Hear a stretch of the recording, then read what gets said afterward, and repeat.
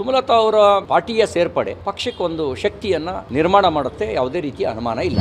ಅವ್ರು JDS-ಗೆ ಬೆಂಬಲ ಕೊಡೋದಿಲ್ಲ, ರೆಬೆಲ್ ಆಗ್ತಾರೆ. ಬಹುತೇಕ ಜನ ಅವರ ಸ್ಟೇಟ್ಮೆಂಟ್ ಕಾರಣಕ್ಕೂ ಅವ್ರನ್ನ ಗೆಲ್ಲಿಸಿದ್ದಾರೆ.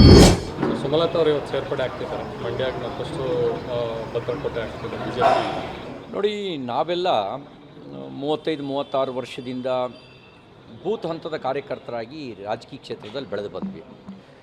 ನಾನು ಸುಮಲತಾ ಅಂಬರೀಷ್ ಅವರ ರಾಜಕೀಯ ಪ್ರಬುದ್ಧತೆಗೆ ಮೆಚ್ಚುಗೆ ವ್ಯಕ್ತಪಡಿಸಿದರೆ ಅದು ಅತಿಶಯೋಕ್ತಿ ಅಲ್ಲ, ಅಥವಾ ನನ್ನೊಬ್ಬನ ಹೊಗಳಿಕೆ ಮಾತ್ರ ಅಲ್ಲ.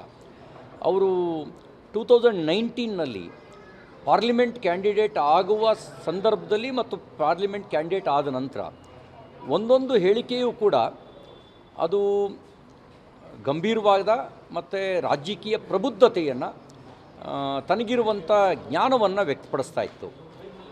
ಬಹುತೇಕ ಜನ ಅವರ ಸ್ಟೇಟ್ಮೆಂಟ್ ಕಾರಣಕ್ಕೂ ಅವ್ರನ್ನ ಗೆಲ್ಲಿಸಿದ್ದಾರೆ.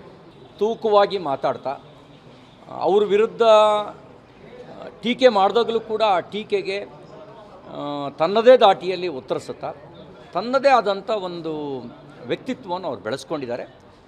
ನನಗೆ ಈ ಸಂದರ್ಭದಲ್ಲೂ ಕೂಡ ಭಾಳ ಜನ ಏನು ಅಂದ್ಕೊಂಡಿದ್ರು, ಅವ್ರು JDS-ಗೆ ಬೆಂಬಲ ಕೊಡೋದಿಲ್ಲ, ರೆಬೆಲ್ ಆಗ್ತಾರೆ, ಅಥವಾ ಅವ್ರ ನಿಲುವು ಏನೋ ಅನ್ನುವಂಥ ಬಹಳಷ್ಟು ಪ್ರಶ್ನಾರ್ಥಕ ಚಿಹ್ನೆಗಳನ್ನು ಅವರ ಬಗ್ಗೆ ಹಾಕಿದರು. ಆದರೆ ಅವರು ಭಾರತೀಯ ಜನತಾ ಪಾರ್ಟಿಗೆ ಅಧಿಕೃತವಾಗಿ ಸೇರುವ ನಿಲುವನ್ನು ತೆಗೆದುಕೊಂಡರು. ಅವರು ಗೆದ್ದ ದಿನದಿಂದಲೂ ಮೋದಿಜಿಯವರ ಸರ್ಕಾರದ ಪರವಾಗಿಯೇ ಬೆಂಬಲ ವ್ಯಕ್ತಪಡಿಸಿದ್ದಾರೆ. ನಿಲುವನ್ನು ತೆಗೆದುಕೊಂಡರು. ಆ ನಿಲುವನ್ನು ತೆಗೆದುಕೊಂಡು ಜನತಾದಳಕ್ಕೆ ಬೆಂಬಲಿಸುವಂಥ ತೀರ್ಮಾನವೂ ಕೂಡ ಅವರು ತಗೊಂಡಿದ್ದಾರೆ.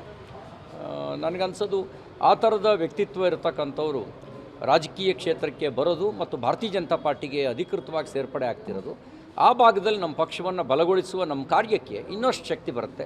ಕಳೆದ ವಿಧಾನಸಭಾ ಕ್ಷೇತ್ರದಲ್ಲಿ ನಾವು ಕೂಡ ಫೈಟಿಗಿದ್ದೀವಿ ಅನ್ನೋದನ್ನು ತೋರಿಸಿದ್ದೇವೆ. ಈಗ BJP JDS ಹೊಂದಾಣಿಕೆಯಾಗಿದೆ. ಅಲ್ಲಿ HD ಕುಮಾರಸ್ವಾಮಿಯವ್ರನ್ನ ಅತಿ ಹೆಚ್ಚು ಮತಗಳ ಅಂತರದಲ್ಲಿ ಗೆಲ್ಲಿಸೋದ್ರ ಮೂಲಕ ಭಾರತೀಯ ಜನತಾ ಪಾರ್ಟಿ ತನ್ನ ಬೆಳವಣಿಗೆಗೆ ಬೇಕಾಗಿರ್ತಕ್ಕಂಥ ಎಲ್ಲ ಅವಕಾಶವನ್ನು ಬಳಸ್ಕೊಳ್ಳುತ್ತೆ. ಸುಮಲತಾ ಅವರ ಪಾರ್ಟಿಯ ಸೇರ್ಪಡೆ ಪಕ್ಷಕ್ಕೊಂದು ಶಕ್ತಿಯನ್ನು ನಿರ್ಮಾಣ ಮಾಡುತ್ತೆ, ಯಾವುದೇ ರೀತಿಯ ಅನುಮಾನ ಇಲ್ಲ.